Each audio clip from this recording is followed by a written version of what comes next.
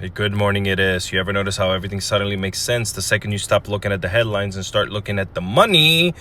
Because once you do, you see it clear as day. The United States is forcing the sale of CITGO. And now the push for war with Venezuela doesn't look random at all. It kind of looks intentional. Right now, the United States is pushing through a court order sale so foreign creditors can get paid, and the buyer is a hedge fund-backed energy group. And all of this is happening right while the administration is getting louder and louder about Venezuela being some type of threat, even though nothing has actually threatened us. Here's the key part that no one is basically saying out loud. Venezuela didn't choose to sell CITGO. The U.S. set up for sanctions. The U.S. froze the assets. The U.S. recognized an opposition board.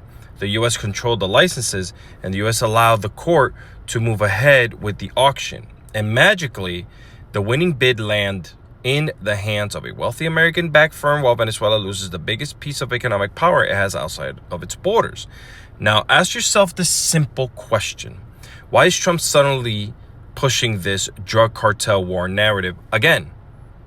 Why is he talking like we need to militarize the border and strike Venezuela? Why is he acting like this country is an enemy when not a single Venezuelan boat or plane has threatened us? Oil. Contracts, oil influence, oil control. And that's when war becomes useful. Not for safety, not for justice, but for leverage. You see, people think wars start with bombs. They really don't.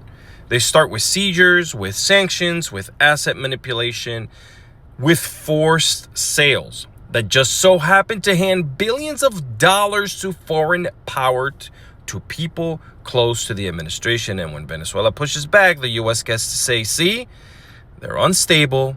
We need to intervene. It's the same playbook we've seen around the world for decades. But this time, we're the bad guys. Do me a favor. You know what to do. Hit all the buttons. Like, share, comment, repost. We need to get this out there. Bookmark it. All right? Because we need to know.